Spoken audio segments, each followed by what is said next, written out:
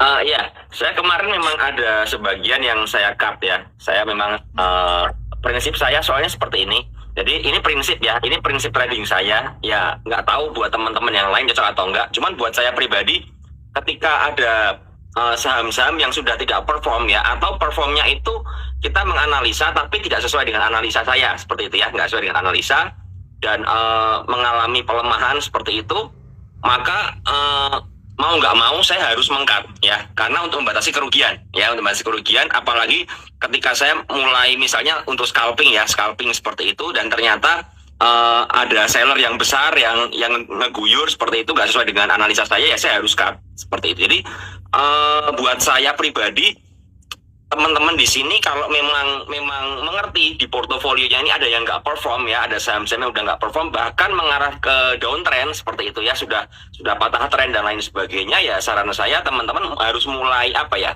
harus mulai memilih dan mengevaluasi portofolio kalian. Mumpung ini masih di Januari ya, kita masih punya 11 bulan lagi, yang kayak seperti Sabrina tadi bilang ya, kita masih punya 11 bulan lagi yang panjang untuk tahun ini. Nah, tujuannya apa? Tujuannya adalah kita mendapatkan kembali cash. Untuk apa? Untuk kita mencari saham-saham yang perform. Jadi jangan sampai kita ketinggalan saham-saham yang perform itu gara-gara kita nyangkut ya, atau gara-gara duit kita udah masuk ke dalam sebuah saham yang sahamnya malah downtrend seperti itu ya. Nah, ini yang penting. Makanya saya kemarin mengkat ya, dan saya buat Instagram live dengan si Alin ya kemarin seperti itu, dan saya menunjukkan bahwa saya pun melakukan cut loss ketika nggak sesuai harapan. Saya melakukan cut loss. Tujuannya apa? Saya mendapatkan kembali cash dan saya bisa putarkan untuk saham-saham yang lebih perform. Seperti itu sih kalau dari saya. Karena aku juga lihat kalau Om Ben ini benar-benar kayak, kan mungkin banyak ya di luar sana yang hanya tampilkan portfolionya lagi cuan gitu. Kalau Om Ben tuh kayak ya jujur aja gitu, kalau cut loss ya cut loss gitu kan. Nah, itu satu yang menarik sih kalau aku lihat dari Om Ben, benar-benar kayak followernya juga jadi tahu gitu bahwa seorang trader, seorang scalper juga pernah rugi loh. Nggak mungkin gitu ya kok, ya nggak sih, selalu untung terus gitu, pasti ada yang namanya kerugian juga ya kok. Betul sekali. Jadi kita sebagai trader itu nggak mungkin gini. Ada sesuatu hal, ada satu hal yang pasti di market tuh, ada satu hal ya. Yang pasti di market cuma satu menurut saya, kita bisa membatasi kerugian. Itu yang pasti. Itu jelas sekali ya. Dan itu mutlak, itu pasti ya. Tapi selain itu kita nggak bisa kendalikan.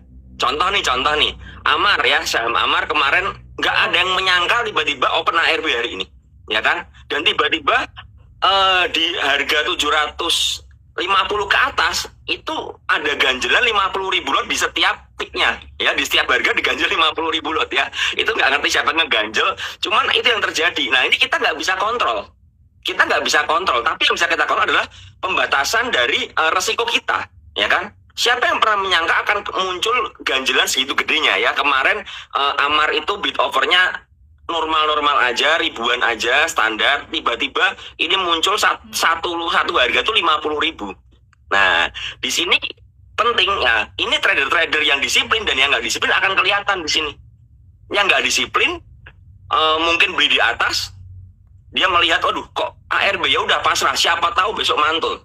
Ya, trader yang nggak punya plan, ya, yang hanya trading dengan pengharapan. Ya, siapa tahu mantul, siapa tahu dicabut tuh nanti overnya ya. Tapi buat saya pribadi, ketika saya melihat seperti itu, saya langsung taking profit tadi. Saya langsung taking profit, dan kebetulan saya taking profit ketika ada rebound pertama ya, sempat rebound ke 750, saya langsung buang. Saya lihat ini kok sepertinya berbahaya, saya langsung buang aja, ya udah, saya sudah clear posisi. Nah, besok kalau saya mau entry lagi ya, saya menganalisa ulang. Nah, ini yang perlu dimengerti. Kita nggak bisa kontrol market ya, tapi kita bisa mengontrol portofolio kita.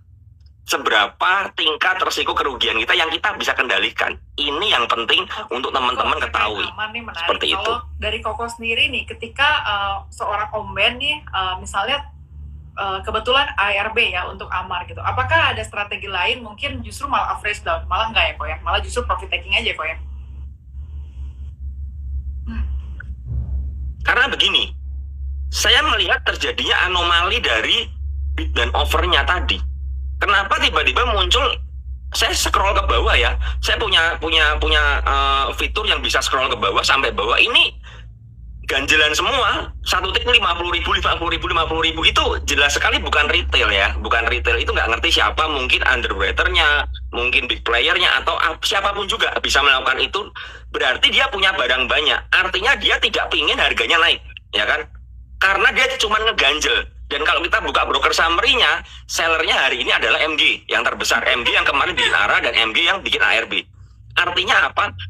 Yang ngeganjel ini nggak ngeguyur sebenarnya, cuman dia pasang palang aja supaya harganya nggak bisa naik. Nah, saya melihat seperti ini. Kalau saya, karena saya hanya melihat dari bid and offer-nya, saya langsung mengambil keputusan, udah saya keluar dulu.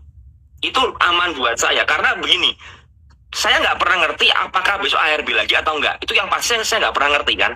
Bisa aja besok ARB kemudian mantul, bisa, atau bisa aja besok ARB dan kekunci lagi, ya, karena mungkin retail panic sell. Nah, ini yang kita nggak bisa mengerti. Nah, karena itu mumpung saya bisa keluar, saya keluar duluan. Nah, urusan besok saya mau buyback lagi, nanti saya akan menganalisa lagi. Nah, dan yang perlu diketahui, saya masuk Amar itu di harga 500. Jadi saya tidak melakukan average down. Ya, jadi saya melakukan pembelian itu ketika sebelum rally, ya, harganya masih terkonsolidasi di area supportnya, itu saya beli di sana, ya, dan saya tungguin karena memang saya swing seperti itu ya. Tapi ternyata saya pinginnya berharapnya sampai ke 1.000, harapannya kan seperti itu. Tapi ternyata market berkehendak lain ya, tiba-tiba muncul offer seperti itu ya, saya simpel, saya keluar dulu aja. Nanti ketika saya mau masuk, saya akan menganalisa ulang. Nah, ini yang buat saya penting banget. Jadi nggak semuanya kita harus average down langsung seperti itu. Kalau ketika kita ragu ya, ini saham ini bener baik atau enggak. Kalau sekalian sampai ragu, ya udah cut dulu aja, nggak apa-apa. Itu jauh lebih aman daripada kita trading dalam keraguan. Ya, kita punya barang tapi ragu-ragu ini gimana nih? Saham ini bisa naik nggak ya? Terus akhirnya yang terjadi kita nanya-nanya ke orang, Cisabrina gimana dong? Liatin dong view saham ini, liatin view saham ini. Yang terjadi apa? Karena kita ragu. Nah, ketika kita ragu seperti itu, yang muncul bukan analisa, tapi pengharapan. Ya kan, pengharapan. Nanti nanya orang, tujuannya apa? Kita mencari orang yang membenarkan keputusan kita untuk hold. Tuh, misalnya, si Michael nih nge-hold nih. Dia nge-hold, tuh bukan bener kan? Nah, yang terjadi seperti itu. Padahal mungkin Michael meng-hold dengan pertimbangan tertentu. Atau dia pakai porsi-porsi money management yang sudah diatur. Nah, ini yang penting untuk kita ketahui. Ya, ini jadi jangan sampai teman-teman ini terjebak dalam yang namanya trading dengan pengharapan yang tadi saya bilang itu. Kalau memang nggak sesuai harapan, ragu, mending cut dulu. Seperti itu sih. Terkait dengan berita hari ini kok nih, minyak goreng turun di harga 14.000 kok. Ngaruh nggak buat saham-saham kripto? Ya, nggak ngerti ya ngaruh apa enggak ya. Karena ya kita ngomong minyak goreng begini susah ya. Dan saya kembali lagi, saya tidak pernah menganalisa atau trading saham dengan news yang beredar ya, sentimen tiba-tiba, oh besok harga minyak dunia naik, harga batu bara naik, atau harga minyak goreng naik, atau wah harga Pepsodent besok naik ya, berarti saham Unilever harus naik dong. Kan nggak seperti itu gitu loh, nggak seperti itu. Bisa aja itu dijadikan sentimen ya, digoreng untuk menggoreng sebuah saham itu bisa aja. Tapi kalau kita berpatok kepada beli saham atau jual saham karena news yang beredar, ya kita nanti akan terjebak yang namanya dengan pengharapan tadi, ya kan? Kita berharap harganya naik karena apa? Karena harga komoditasnya naik, ya, harga batu bara naik. Masa saham batu bara harganya nggak naik? Nah, ini yang membuat kita terjebak. Padahal yang terjadi ketika harga batu baranya naik, ya, harga komoditasnya naik, malah pemain besarnya berjualan di sana. Ya, ini yang kita harus mengerti. Makanya analisalah, jangan pakai pengharapan, jangan pakai news yang begitu-begitulah yang menurut saya seperti itu. Kalau misalnya nih bahas terkait indeks sendiri nih, belakangan kan memang indeks belakangan sempat justru kecenderungannya ini koreksi ya. Nah, kira-kira gimana pandangan dari seorang Om Ben nih melihat IHSG yang belakangan lumayan cenderung bearish gitu kok? Kira-kira gimana? Ya, kalau saya melihat dari IHSG kita ya memang arahnya masih menguji support ya, masih mencari supportnya ya. Yang kita bisa lakukan adalah, kalau saya sekarang sebenarnya kalau ngomong bearish tuh enggak juga ya. Kalau saya lihat ini chartnya IHSG-nya ini kayak sideways sebenarnya ya, di range 6.500 6.700 ya, sideways cukup lebar ya. Dan belum ada tanda-tanda bearish karena belum break dari supportnya yang terakhir kan, dari 6.500-an itu kan. Nah, kalau break baru mungkin ada warning ya. Tapi selama saya melihat ini masih sideways dan Saya melihat asing juga keluarnya nggak masif ya, tidak ada buangan yang masif dari saham-saham sektor perbankan ya terutama ya. Masih ada beberapa saham perbankan yang terus diakum dan dijagain seperti itu ya. Ya saya melihat ya kita akan menghadapi market yang membosankan menurut saya ya. Marketnya akan begitu-begitu aja. Ya, yang tidak punya money management yang baik ya, yang teman-teman yang FOMO, yang teman-teman yang panikan seperti itu ya pasti akan muntah-muntah di market yang seperti ini. Ya, karena marketnya sideways seperti itu ya. Marketnya sideways. Nah, yang perlu kita perhatikan adalah ketika marketnya sideways seperti ini, kita harus mencari saham-saham ya, tidak semua sektor ya seperti itu. Saham-saham yang memang sedang perform itu ada ya, ada. Kita ngerti salah satu contoh ya, yang dari kemarin juga Michael juga bilang saham Arto ini masih perform, masih bagus-bagusnya ya, dia berusaha untuk all time high terus dan dijagain di area 19.000, 18.500 itu di situ terus ya. Nah ini yang kita bisa perhatikan ya, perhatikan area supportnya di mana. Kita bisa ngikutin ya saham-saham yang masih perform seperti itu. Bagaimana yang udah underperform seperti konstruksi ya, simpel aja, tinggalin aja. Apa yang kita harapkan dari saham-saham yang sedang downtrend, yang sedang membentuk low baru seperti misalnya Bukalapak seperti itu ya, sedang menguji all time low terus kan, ya kita nggak bisa mengharapkan saham-saham yang seperti itu. Simpel, kita beralih aja ke saham-saham yang masih uptrend, yang masih ada akumulasinya jelas, yang masih dikumpulin asing seperti itu ya, kita bisa hold saham-saham yang seperti itu aja. Kalau saya sih begitu. Bicara terkait dengan indeks nih kok, kalau misalnya dari Om Ben sendiri, kira-kira waktu mau entry ke satu saham, kriterianya tuh apa sih?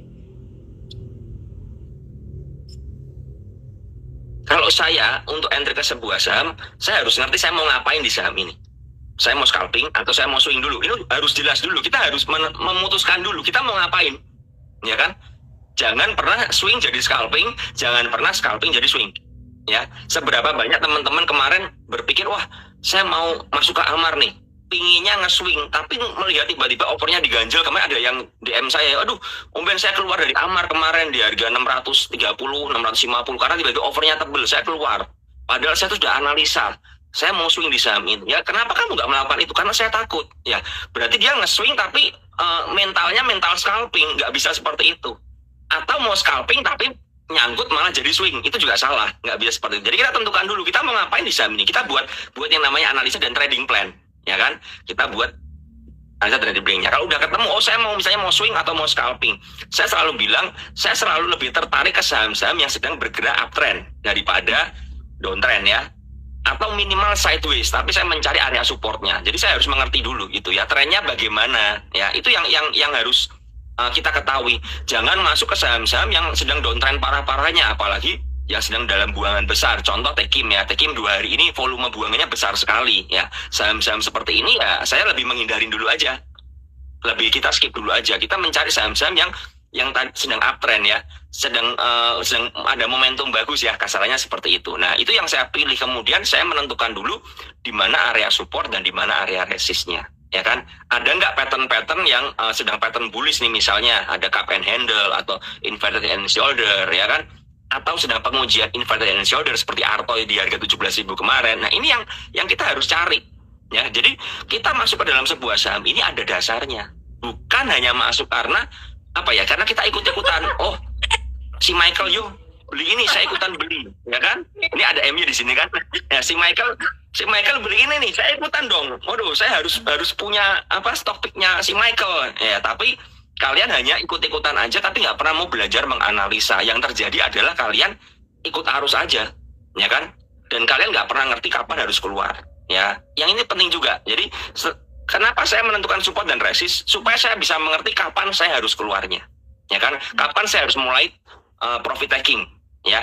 Karena kalau kita nggak pernah ngerti kapan kita profit taking ya, floating profit yang ada di Porto ini nggak akan pernah jadi duit.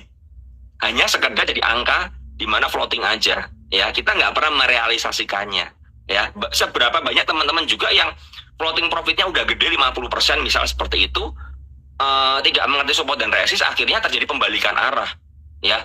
Akhirnya turun terus sampai sisa cuma 5%. Aduh, kenapa saya nggak jual di 50%, tinggal 5%? Karena kalian nggak ngerti tentang trennya tadi, support resistnya, hanya beli berdasarkan ikut-ikutan seperti itu. Jadi itu yang saya lakukan ketika saya mau entry sebuah saham. Trading plan nih, tadi kalau Om Ben sendiri singgung terkait dengan trading plan. Kira-kira Om Ben lebih seneng masuk ke satu saham all in atau cicil? Saya nggak pernah all in ya, jujur saya nggak pernah all in seperti itu. Karena apa? Karena kembali saya nggak pernah ngerti market merespon bagaimana, ya kan? Tujuannya kenapa saya nggak pernah all in adalah saya masih memiliki dana cadangan untuk sesuatu yang tidak bisa saya perkirakan. Misalnya terjadi tekanan jual yang tinggi, atau misalnya seperti ini, saya masuk ke dalam saham-saham big cap seperti itu ya. Tiba-tiba nih break sesi. Tiba-tiba ada berita soal Omicron atau apa, IHSG-nya panik sell, ya kan? Kalau saya all in, saya jelas pasti akan ikut panik sell. Tapi ketika saya nggak all in, ya saya masih memiliki dana cadangan yang saya alokasikan untuk melakukan pembelian di area support ya. Saya bisa menunggu. Saya ngerti saham ini bagus, ada akumulasinya. Ketika IHSG-nya panik seperti itu, saya nggak ikut panik. Karena apa? Saya masih membeli dalam dalam porsi-porsi yang memang saya alokasikan. Nah, saya akan memakai dana cadangan itu untuk apa? Untuk membeli ketika marketnya panik malahan. Nah, ketika ada bantingan ke bawah tapi nggak ada buangan dari asing, seperti asingnya malah serong di bawah, saya ikutan beli. Itu bisa kita lakukan ketika kita punya money management yang baik. Dan itu adalah alasan kenapa saya nggak pernah mau all in di dalam sebuah saham. Pertanyaan selanjutnya nih, Om Ben. Apa sih yang menjadi perbedaan terbesar ya bahwa seorang scalper ketika trading tanpa yang namanya broker summary? Karena kan sekarang kenyataannya udah nggak ada broker summary kan. Kira-kira gimana nih Om Ben? Berpengaruh sangat signifikan nggak untuk trading belakangan ini?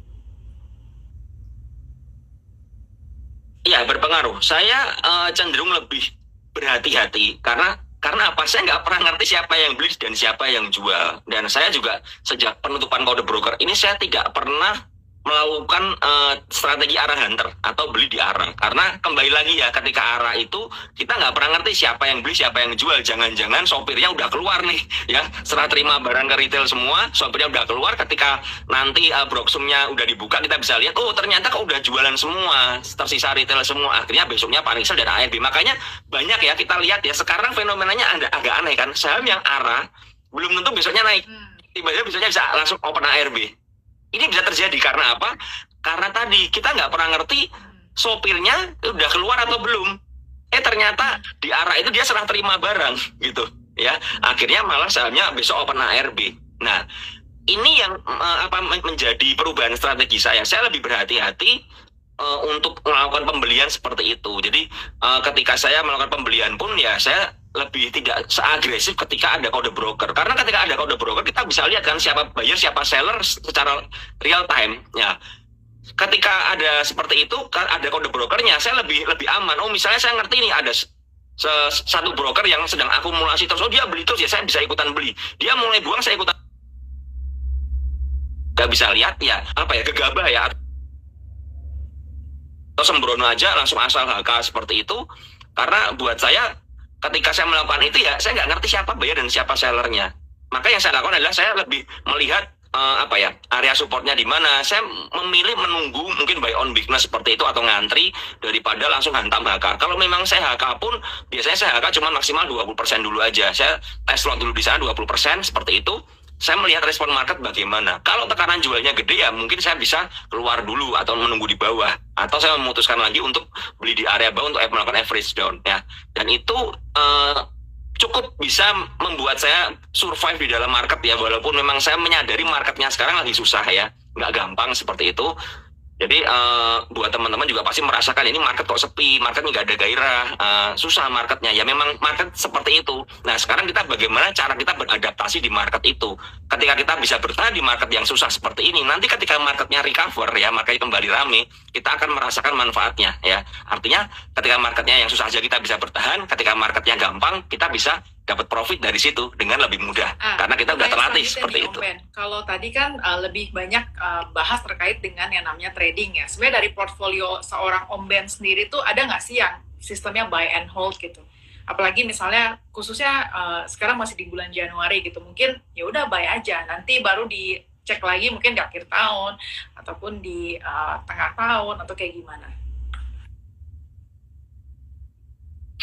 Enggak, karena saya bukan penganut tipe yang buy and hold, yang dalam arti saya buy dan merem lah nanti kita lihat akhir tahun, nggak bisa seperti itu karena kembali lagi ya, saya bukan membeli berdasarkan value investing ya, beda ya. Mungkin ya kalau buy and hold itu lebih cocok untuk teman-teman yang penganut aliran value investing yang merasa oh saham ini murah, kemudian teman-teman beli, kemudian teman-teman diemin, nanti kita lihat tahun depan bagaimana. Saya bukan penganut seperti itu, saya lebih berdasarkan technical analisa ya seperti itu. Jadi saya punya beberapa porto yang memang untuk swing ya kemarin saya juga sempat saya tunjukkan, saya punya BBRI di 3.600, saya punya BBCA di 6.700 ya kan, seperti itu ya. Itu yang memang saya pakai untuk swing ya, seperti itu, investasi seperti itu ya. Jadi saya setiap ada profit dari scalpingan saya mengambil beberapa, mengalokasikan untuk masuk ke dalam saham-saham invest seperti itu ya. Dan saya memang memilih saham-saham perbankan, dan saya jujur aja belum menambah porsi di saham-saham perbankan tadi karena saya merasa marketnya ini masih bergejolak seperti ini. Saya belum bisa belum bisa memastikan apakah saya mau beli lagi atau enggak ya. Saya mendingan nunggu aja karena ya udah biar gitu aja dulu ya. Yang penting nanti kita lihat market ke depannya bagaimana. Tapi yang jelas saya ada ya. Jadi teman-teman mungkin di sini berkata ya kayak PPC atau saya pribadi, wah Om Ben atau PPC ini nggak pernah swing, itu salah besar ya. Kita ada, tapi memang terkadang yang saya tampilkan di story saya itu kebanyakan saham-saham gorengan atau scalpingan saya. Tapi saya mulai kemarin tunjukkan ini saya ada nih saham swing saya seperti yang kemarin Amar ya. Saya coba swing Amar, saya coba swing Arto seperti itu. Saya tunjukkan ya, memang nggak banyak porsinya karena memang marketnya juga seperti ini, dan memang kebetulan saya porsi untuk scalping daripada swing itu di porto saya 70/30 ya, 70 ke arah scalping, 30-nya baru swing ya. Karena ya kembali marketnya seperti ini. Kalau nanti marketnya bergairah lagi, mungkin saya bisa alokasikan dari yang 70 ke pindah ke yang 30 tadi. Ya mungkin 50-50 atau 40-60 seperti itu. Tergantung gairah market seperti apa. Kalau marketnya enak seperti tahun 2020 akhir ya, rugi sekali untuk kita copetin saham-saham yang lagi bagus karena lagi recover kan. Kita hold aja udah enak seperti itu ya. Ada yang dicopetin, ada yang di hold ya. Tapi kalau marketnya sedang nggak jelas seperti ini, buat saya pribadi saya lebih nyaman scalpingan dulu. Ada beberapa 30% aja yang saya hold untuk invest atau untuk swing seperti itu. Kalau bertanya lebih dalam lagi nih, seorang Om Ben kenapa sih kok beli menjadi seorang trader daripada pilih bisnis real? Ada yang nanya nih, dan aku rasa ini pertanyaan lumayan menarik. Ya sebenarnya kalau bisnis real tuh bingung ya, karena bisnis real saya adalah pariwisata ya, sedangkan pariwisata itu paling kena dampak. Makanya kan Instagram saya jalan-jalan murah kan. Jadi karena saya seorang tour guide dulunya seperti itu, akhirnya kena pandemi udah close, dan sampai sekarang pun masih belum bisa beroperasi karena saya mengoperasikan tour ke Jepang sama ke New Zealand ya, masih belum bisa seperti itu ya. Makanya mau nggak mau saya fokus ke trading dulu. Intinya kan begini. Intinya adalah teman-teman tuh begini, kalau teman-teman merasa di dalam trading teman-teman bisa menghasilkan yang optimal daripada bisnis real, ya udah jalanin aja trading dulu. Kalau bisnis real kalian lebih bagus daripada tradingan kalian ya, kalian masih belajar trading ya, fokuslah ke bisnis real kalian. Jangan sampai gini, jangan sampai kan sekarang kan lagi populer kan bakar jembatan ya. Jangan sampai kalian bakar jembatan malah menyebabkan petaka buat kalian ya. Karena apa? Karena kalian misalnya ingin jadi full time trader. Nah, sedangkan kalian aja trading aja belum profit konsisten. Ya kan? Ya jangan, belajar dulu sampai konsisten ya, sambil mengumpulkan modal dari apa? Dari bisnis real. Ini yang perlu dimengerti. Jadi tidak melulu kita harus karena ini lagi marak jadi full time trader, saya pengen jadi full time trader nih. Nggak bisa seperti itu. Tergantung kalian. Kalian bisa profit konsisten nggak? Kalian bisa menghasilkan nggak di tradingan? Kalau nggak bisa ya cari yang di bisnis real. Intinya adalah kita harus bisa menghasilkan income untuk kebutuhan kita kan, seperti itu kan, menambah pemasukan dari apapun juga. Misalnya online shop kalian lebih rame daripada tradingan kalian, ya udah kalian fokus dulu ke online shop sambil mengerjakan tradingan. Kemarin saya ketemu dengan seorang teman ya, member PPC juga di Bali. Dia seorang pengusaha properti. Dia bilang, aduh saya kok pengen jadi kayak Om Ben ya, dapat profit segini. Saya bilang, kamu bisa nggak? Kalau nggak bisa, mendingan kamu fokus ke properti kamu dulu. Terus dia bilang, iya properti aku lagi bagus nih, lagi banyak proyek. Ya udah fokus di sana dulu, nggak usah mikirin trading. Fokus di mana kalian bisa menghasilkan dulu. Nanti setelah itu kalian dapat duit, mau belajar trading lagi silahkan, nggak apa-apa.